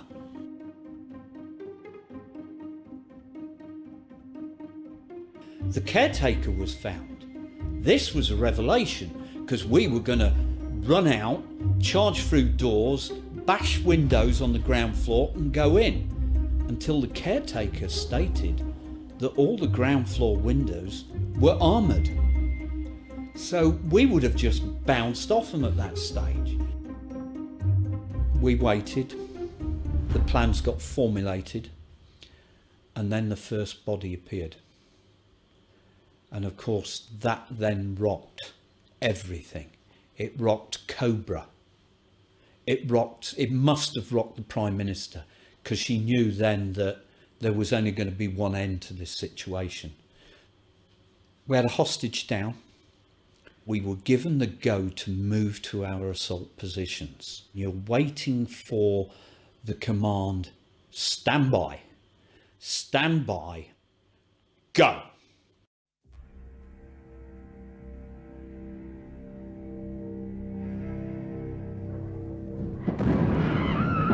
First SAS men jumped back onto the balcony and stormed through the window. At the rear of the building, more marksmen have the embassy covered. So we lowered a device, a little clump, a PE with a detonator, down. And on the first standby, it was fired. By that time, I then threw, and I went down in a caving ladder. So I threw a caving ladder, and then I went down the caving ladder to get to my assault position, 2 floors down and in through the window. So I made entry. My number 2 came with me. 3 and 4 came, and we made our entry into our part of the floor, and we then proceeded to do our part. Weapons at the front. In we go. Right, get to a door, force the door, flashbang in, straight in behind it, me going to one side, my number 2 going to the second. And we then clear the room, starting from the sides out into the middle. Once you got to that, look for the next stage. Maybe the next 2 would move through you to move to the next room. So it was clear, back out, move to the next room. And so it went on. And we cleared our floor very, very rapidly. I remember that. There was nothing there. It was fortunate.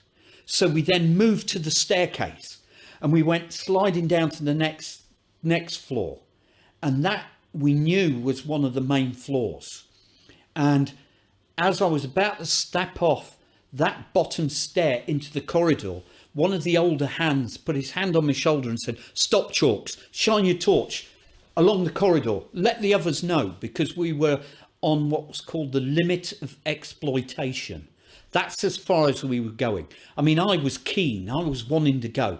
Luckily, one of the older hands had really got a grip of me and knew what I was up to and stopped me and held me back. So there I was, shining the light.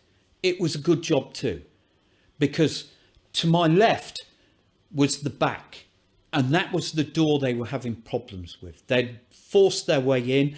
That's where the shutters and the curtains were alight because of the flashbangs, where one of the soldiers hanging from above had hooked up and of course was being burnt by the flames that was coming out. But he was only getting burnt now and again because he was on a rope, and every time he swung back he got burnt, and every time he pushed himself away he didn't.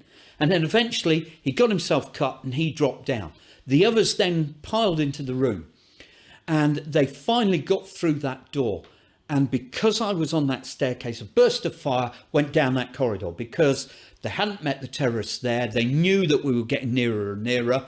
And so they then pushed on. So a clearing burst was put down. I still think to this day, what if? What if I'd have stepped out? So then we started to move the hostages. I'm on the 2nd floor, and there is a main staircase, but that starts on the 1st floor down to the ground floor. What there is a secondary staircase off to the left, and that was over there. If I moved to the right, I had a balcony which I could look down on the 1st floor main staircase. So the hostages are coming from my right, they're being passed to me, and I'm grabbing them, and we've got a human chain. It's the quickest way. And I remember throwing them down the stairs, and I was getting quite clever because even then my mind's working. I'm going, turn them as you throw them, because their back will hit the wall, and then my mate who's on the next bit will grab them and push them down even further. And so it went on, and the evacuation started. It was at this time that I'd grabbed this person and I turned him and I started throwing him down when I realised it's a terrorist. And then I realised he's got a grenade.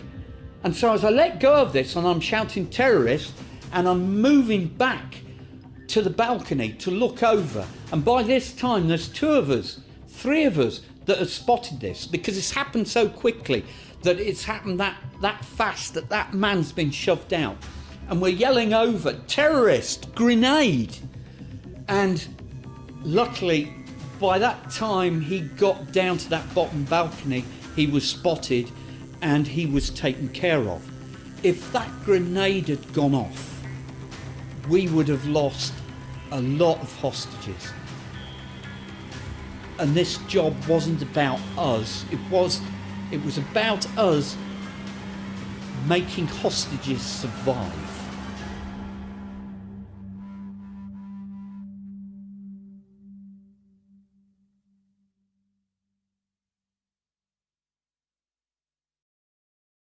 We then got the call to evacuate because the building was really on fire now. I then remember us all gathering and going back into next door. As we went in next door, we had a police liaison officer, and he was gobsmacked because we're all charging back in. He's got used to the humour that's been going on because he's been with us for a few days, and he wouldn't give up his job. When he was asked, you know, do you want a relief? He's going, no, I'll look after the boys. I'll look after the boys. And as we're going in, all he got was, who's won the snooker? Who's won the snooker?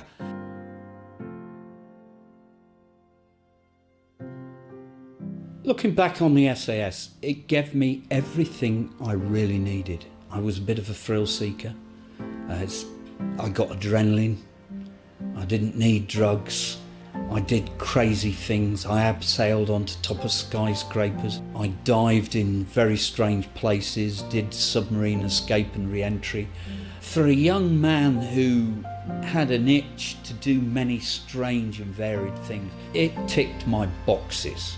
And so for me, it was the biggest fix in my life. Job was to make sure that the ground floor was secure. That was my job.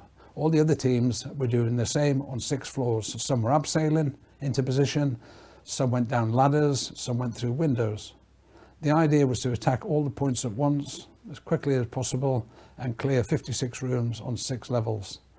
We did ours and got into position pretty quickly. Nobody in the library. As we cleared the library, the guys went downstairs to clear the basement. A lot of shooting down there, blown locks off doors and stuff. We held our place, and then we formed a line up the first ground floor to the first floor. I was in the center console of that stairwell. What guys either side of us. It wasn't long before the guys downstairs started to come up. I haven't pronounced the cellars, nobody in there. So they came upstairs, and we had a group of people. At the same time, people were clearing their limits of exploitations, clearing their areas, the rooms. And then eventually there was a line of hostages coming down, shouting, screaming, gunfire, flashbangs going off, slipping on broken glass where the light well had blown in. And that was going on all over the building. Radios became almost non-effective. Couldn't hear what was going on. A lot of people trying to talk at the same time. We were just busy doing our job. As they came down, it was now a matter of identifying people, because when they go through us on the ground floor, they're going out the back door to the back lawn to be cuffed by the reserve team and the people out the back, reception. So we're now looking for who's going out. Gas masks on, smoke, gas, shooting, and you're trying to identify people racing past you to get out, and you're trying to, you're not bothered apart from a terrorist. So anyway, this went on for the next couple of minutes, and finally the guy that came down the stairs, Faisal, he was acting a little bit different to the other people who wanted to get out as quickly as possible. I heard some shouting from the first floor, but I couldn't tell you what was. A bit of pointing going on for a mate of mine, Johnny Mack, and a guy called the Mink. They were shouting and pointing, but I couldn't hear a word. I just realised something was not quite right. But I'm in the centre console, so I can see people coming down, I can see them going out. Anyway, cut a long story short, this guy came down, everybody that was trying to get out the building were trying to get out quickly. He was trying to almost hold his jacket and come down looking over the banister. So anyway, I clocked my eyes on him, and as he got towards me, I actually spun him round on the stairs, and I was saying all that hours of staring at pictures. He had a grenade in his hand, okay, which is classed as dangerous. He's a threat. I spun him round, and at arm's length I fired 2 bursts of MP5 into him, and as he hit the bottom of the floor there was another few shots fired into him as well. I can't tell you exactly who by, because everybody had respirators and stuff on. But once he hit the ground, and I've got the pictures of him, you know, the grenade fell off to the side. The pin was still in the grenade, but you're not going to stop to worry about that. I actually picked up the grenade and took the grenade and handed it into the authorities. A former SAS man who was part of the dramatic raid on the 1980 Iranian Embassy siege has died. John McAleese was on holiday in Greece when it's believed he suffered a heart attack. Mr. McAleese, who was 61, led the team which stormed the embassy, rescuing 19 hostages. 2 years ago, his son, Sergeant Paul McAleese, was killed by a roadside bomb in Afghanistan. Up to the door, right, ready, go. Torches come across, and it just... It's bang bang. Couple of rounds, job done. Pull the curtain apart, and there's what I thought was a policeman. There was this thing behind the window. I don't know who it was at the time. Turned out to be old Sim Harris. A bit of a panic, I'd say. You know, he was running like a headless chicken, but no, that's to be accepted. But put the charge against the window. Mal was trying to get him to move back. You know, was gesturing and basically got away from the window. Couldn't worry about him being there. I mean, the thing is to get through there. I thought, wow. And this guy says, get down, get down. And then there's just one almighty explosion. And we stepped through, like, and there was this thing moving, you know, and it was old Sim, you know, covered in dust. You know, a few cuts, you know, but nothing serious. He was alive, you know. So it's like taking part in a Hollywood movie. Suddenly, there's some sort of invasion's happening. The other lads come in, I think one of them actually picked him up, and he was sort of pushed, you know, told to go to the balcony, you know. Put a smoke grenade in, flashbang, you know, bang, bang, bang, lots of smoke. We go in, can't find him, but we know he's in there. Up to the door, right, ready, go. In again. So you've got like the room, torches come across, and both the torches sort of hit the guy at the same time. He's lying there, and that was it. It just, and it's bang bang. Couple of rounds, job done. Do you feel anything as you shoot him? No, nothing. It's nothing at all. You know, I mean, it's not been hard. It's just, it's part of the job. You've got to shoot. You can't take the chance, and you know, you can't walk up and say, "Excuse me, Mister, whatever your name is. Would you mind giving us a weapon?"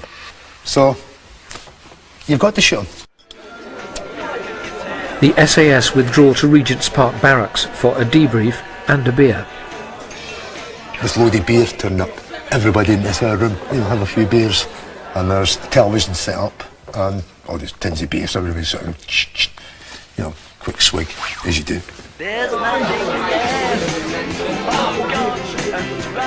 Everybody's milling around, and then Maggie just appeared. Maggie, her hubby, and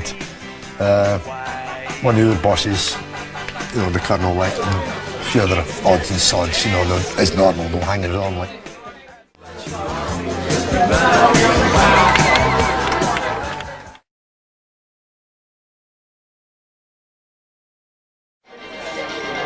Suddenly, it was going through the start of it on the telly. It was like a news flash thing, you know. You see you? Ah, yeah, I see me. 30 seconds, 45 seconds later, a second explosion. Of course, I'm trying to watch this. I mean, well, to me, it's not a funny thing. And there's this head right in front of me. You know, I'm a short arse, but there was this head right in front of me, and I said, "For fuck's sake," you know. I didn't know whose head it was. It was Maggie. You know, I said, move your fucking head. I did, I just swore, you know. And she, I'm sorry, and she just moved, you know, didn't bat an eyelid. She just moved her head, you know, and she was actually sitting watching it as well, you know. Was, I believe, a brilliant operation by the Special Air Services with courage and confidence. And I agree with my honourable friend that the performance both of the police and the SAS made us all, on all sides of the house, proud to be British. This was one of the hostages we saw in that report climbing over the balcony, and joins us now from Hampshire. And we are also joined by one of the men who stormed the building and rescued him, former SAS Blue team leader, Rusty Furman. And one of the remarkable things, 40 years on, is that you two haven't met, have you, since? I don't think so, no. This is the first meeting. And of course, because of social distancing, we can't get you together in the same room. But, you know, just introducing you both virtually, that must be a remarkable moment for you, Sim, in particular. You know, 40 years on, you are now on screen with one of the men who saved your life that day. Yes, it's incredible, really. I've met one or two of his colleagues, but I've never met Rusty. All I can do is thank him very much for what he did, because I may not be alive today if they hadn't rescued us.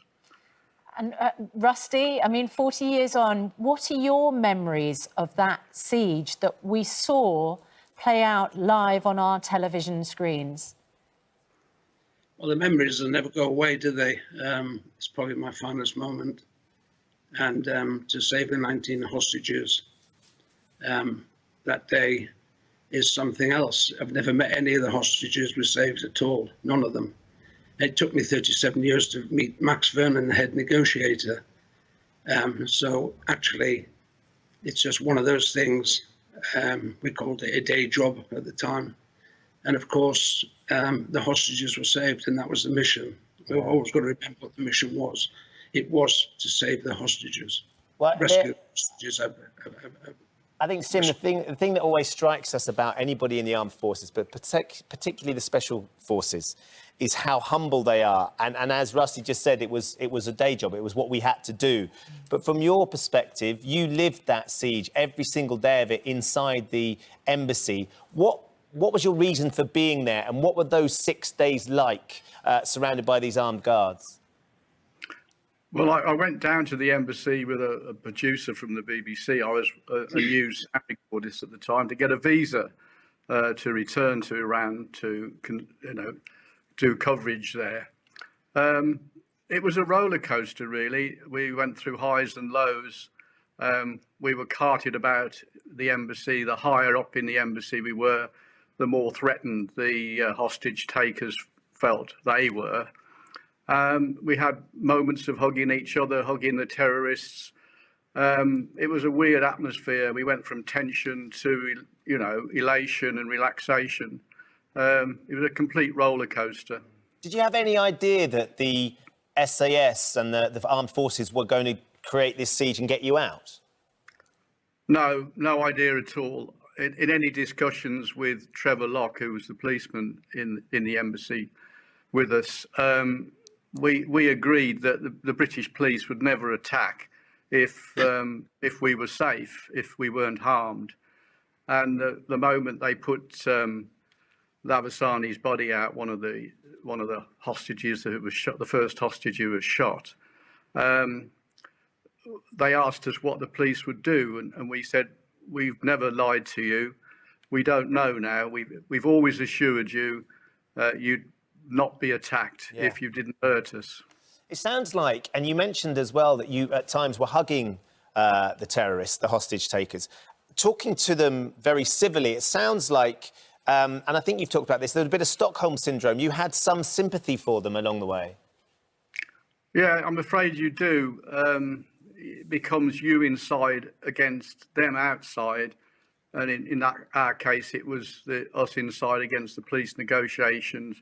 They wanted things, we wanted things on their behalf, broadcasts or whatever, or release of hostages. They wanted release of hostages.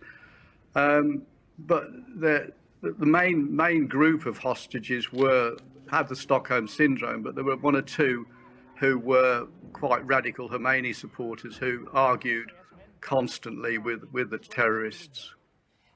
As you said, it was the murder of the press secretary of the embassy, Abbas Lavasani, on the 6th day when things changed. Sim, for you, his murder must have been extremely frightening. Well, yes, I'd been involved a little bit.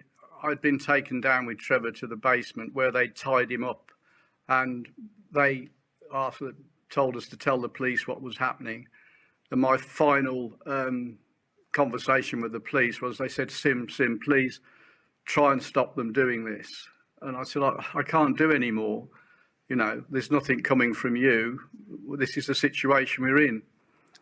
And we went back upstairs, we heard some shots. I think one of the second in command walked in, and Ron Morris, who was a sort of caretaker at the embassy, said, have you killed him? And they said, yes, we've killed him, and we're going to kill one of you every half hour. And what did that make you think and feel at that moment? Well, from that point on, I'd always been a bit optimistic that we would come out okay, but I really was really scared then, really scared. And I was really thinking how my wife and children might manage and what the BBC would do. And Rusty, you were on standby at that point. Mr. Lavasani's body was thrown out onto the pavement. What happened next? Yeah, he was the press attaché for the Iranian Embassy. Young fella, quite right. What he was doing, he was sticking his chest out against a terrorist. It sounded like he would be the first one to be executed. He wasn't shot, he was executed, shot 3 times. Having been tied up first. So there's the cowardly bit, first of all, with the terrorists. As soon as his body was dumped outside and the police went forward with the stretcher to pick him up, we had a Prime Minister, Mrs. Margaret Thatcher, and with her there was no messing about whatsoever. That was proof of murder on UK soil. Once it was proof of murder, things changed. Don't forget, a lot of people don't understand, or may have forgot, that this was a Metropolitan Police operation all the way through, supported by the SAS. Soon as proof of murder, me and my team and the Red Team, all B Squadron, were put on high alert. We knew then that it wouldn't be long. And of course, it wasn't long before the order came straight down to get into our final assault positions, which we did. It took 16 minutes to get into position. Once we got the go, and the great big bang that you hear, and the one on the front where you were, Sim, once that happened, there was no stopping us. It was rescue the hostages, and about 32 of us entered the building in different areas from the top to the bottom. It took 11 minutes to clear it. It took 11 minutes, all told, from 1923 hours to 1934 hours to rescue all 19 hostages. Yes, 5 terrorists were killed, 1 got out, and I think the rest now is history. Yeah. And that's exactly what happened. Rusty, did you have any idea that it was being shown on television and the footage would exist like this? Were you aware that there were TV cameras around? These days we have rolling news, we have helicopters, we have all sorts of footage of events unfolding, and it's a very common thing. But this was 40 years ago. Yeah. No, 40 years ago, we knew exactly where the press crews were. They were put there on purpose, one on each side of the embassy on Kensington Road. They were shielded off, and actually the assault, when it went in, I remember that it was going to be smoked off and they wouldn't have seen anything. And from what I was told afterwards, Mrs. Thatcher said, we're not going to smoke it off, we're going to show the world how we deal with terrorists. I didn't know that at the time. I was in my black kit ready to go. Somewhere in that bracket, that's exactly what happened. The smoke generators at the front were never used. The film crews did exactly what they did. They filmed it all. And the first time I knew about that was about 9:30, just after that same evening, when we were in Regent's Park Barracks waiting for the Prime Minister and William Whitelaw, the Home Secretary, to come and say thanks job well done. That was the first time, and we were going, how did that happen? It was supposed to be smoked off, but it never did. Sim, 11 minutes to get you out. I mean, at that point, what was going through your mind? Because I expect you hadn't had any advance warning. And that's you climbing over the balcony as well, Sim, isn't it? There's actually footage of you doing that climb. That's I was with Trevor Locke on the landing, first floor landing. The police wanted to talk to us. They said they were giving in. They wanted to talk to us about the coach to go to Heathrow, a plane to fly us out, and all the detail. They wanted to go into immense detail about that, who was going to drive the coach. And they kept on asking to speak to Salim or On, the leader. So they knew they were obviously planning to have him as close to Trevor as possible. Trevor kept a gun throughout the whole siege, a handgun throughout the whole siege, which was quite remarkable. And that was Salim was very agitated, and then the lights went out and there was a crash of glass. I think it might have been a boot going through a window, but I just ran back into the room behind me and went to a chink of light, opened a shutter, and found this sort of incredible frogman type character standing there. I mean, it was like being in a movie. It was incredible. He indicated for me to get down and pointed to the side of the window, and then the window blew out in a huge explosion, and in they came, and the last one just said, "Stay there." Unfortunately, the room, they put in stun grenades and flashbangs, and the room started burning. The curtain round me started to burn, and I crawled out onto the balcony and was about to jump to the next balcony the other way when I was told I'd be shot if I didn't stay down. They kept shouting, "Harris, stay down." And then eventually they said, "Look to your left, look to your left." And I thought, this is madness. You saw this frogman calling me across the balcony, across the flagpole. I thought they're going to take me back in again. This is crazy. But I did. And when you get thrown out of a building by the SAS, it's pretty rough, I tell you. There were girls literally being thrown down the stairs, and you were pushed all the way. It was absolutely phenomenal. On the face of it, this just seems awful to me. You know, there you are, somebody that took part in one of the great raids that the British Army has ever executed, and yet one of the terrorists that was in that embassy is now living in a nice, comfortable British council house, and you, one of the SAS sent in to try and save people from these guys, you don't have one. That's right. You're homeless. I am.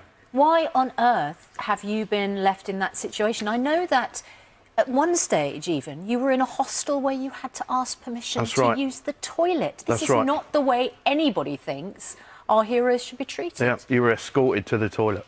What is it? Let's just very quickly tell us what's happened to your life to get you to this stage. Right, I had a limited... You did 6 years in the SAS, right? Yeah, and I had a limited company from 89 up until August this year, where it was with MOD and it collapsed. Yeah, MOD pulled the contract, not through my fault, and it just snowballed from there. So you hit money troubles? From the business. And in your personal life, what was that? That went wrong. And, you know, relationships break down.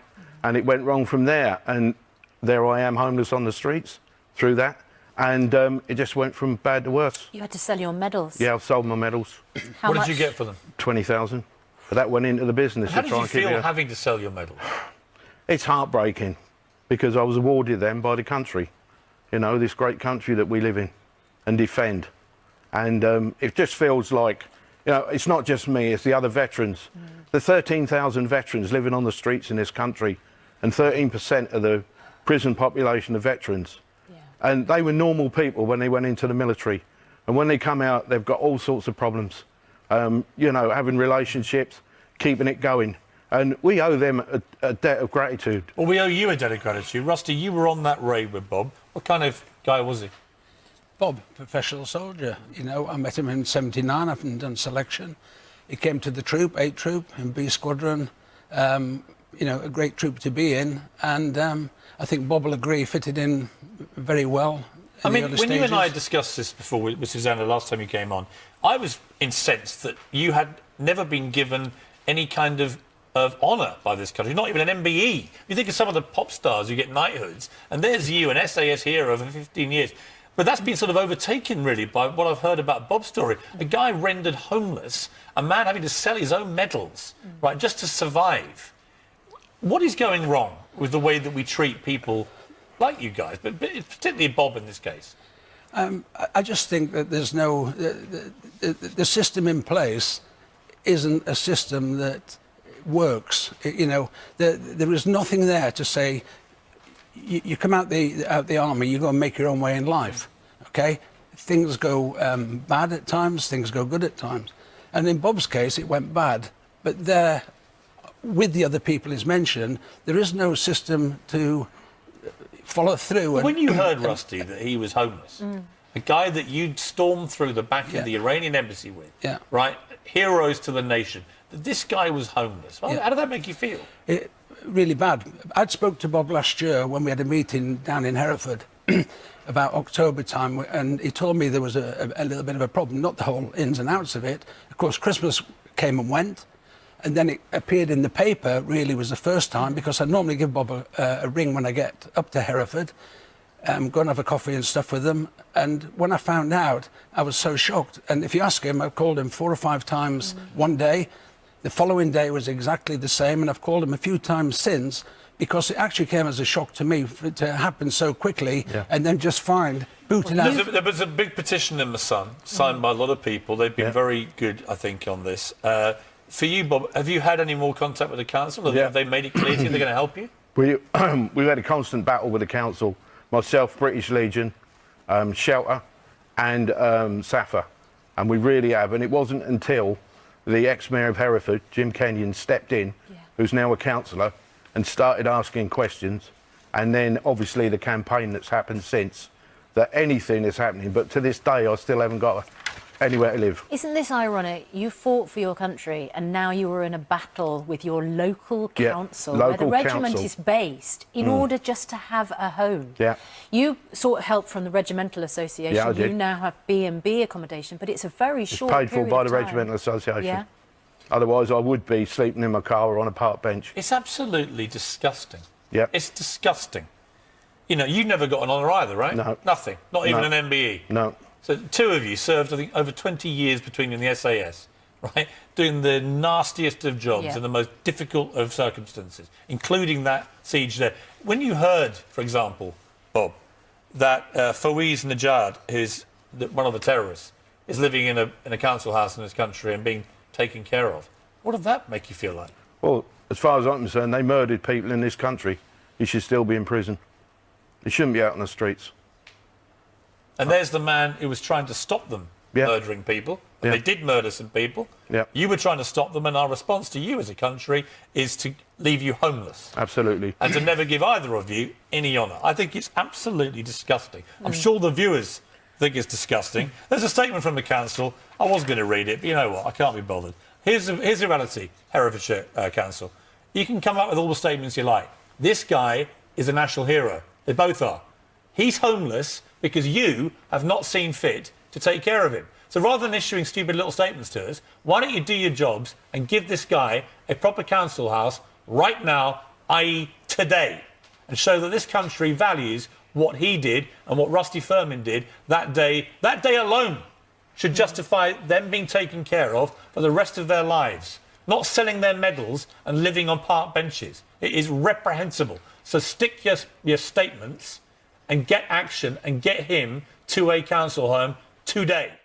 Everyone's hearts went out to Bob, and he joins us now from Hereford. Good morning to you, Bob. I hear there's positive news. Tell us the good news, first of all, about your home. Yeah, lovely. I've been offered a small property outside Hereford, a few miles out. It's 1 bedroom, so it wouldn't suit everyone, but it suits my needs perfectly. And I'm very pleased. I'm going out with Herefordshire Council this morning to view the property on the interior. So, yeah, good good news. So, Bob, how does it feel to know that you're going to have a roof over your head and somewhere to call your own again? Oh, it's fantastic. It really is. I'm really pleased with what I've got. It's been a long road, but we got there. And like I said before, I went in and lined up with the rest. I've had no special favours. I didn't say, oh, here comes Bob Curry, give me this. And it's, you know, eventually we got there, and it's great. It's great news. Well, many people, Bob, would believe that you do deserve special favours for what you've contributed to the country in the past, but it's very humble of you to say that you're not asking for that. Do you think this could be a turning point for you? You've got the roof over your head now. Do you think you can then start to build on the other areas of your life, like work? Absolutely. I've been given job offers with the type of work I used to do before, so that's looking really good, and I'm really pleased. And I'm humbled, literally humbled, by the massive response I've had from the public worldwide. Thanks there to Andy McNabb and the amount of people that have contacted me and everything. You know, and I must mention Alison Firmin here, who is the ex-wife of Rusty Firmin, who served in the SAS with me. She's been a brilliant, I can only call her a manager in this situation. She's taken the emails, the phone calls, which have been relentless, gone on in the early hours. It's been absolutely fantastic. And the support I've had from other people, it's really been good. Bob, we're absolutely delighted. It's really fantastic to get some really positive news at the start of the year as well. Really thrilled for you, particularly getting your own home and, as you say, a bit of work as well, which will certainly help. We have got a statement from Herefordshire Council. This is what the spokesperson said. Herefordshire Council provides a range of support to ex-service personnel. We do not own council houses, so we have supported Mr Curry to register for social housing. There is a great demand for housing in the country. Bob, just one last thing. What would you say to somebody else who perhaps finds themselves in your situation like you did? Right. There's 13,000 servicemen that we know of sleeping in the streets of this country, and another 13% of the prison population are ex-services. What we need to do is get together and get these people off the streets. They're all heroes. I don't care if they're a cook in the cookhouse, yeah, or a frontline soldier. They're all heroes, every one of them. And it breaks my heart to find out what their plight is today. We need to put money into it and get them off the streets and give them the dignity back that they deserve. Every last one of them. Well, so say all of us, Bob. Thanks very much indeed for talking to us. What's the first thing you're going to do when you get that home? The first thing I do, once it's established, I'm going to put the kettle on and put my feet up, because this has been mammoth. But we got there in the end, and I can't thank everyone enough who supported me all the way. It'll be a very satisfying cup of tea, that one.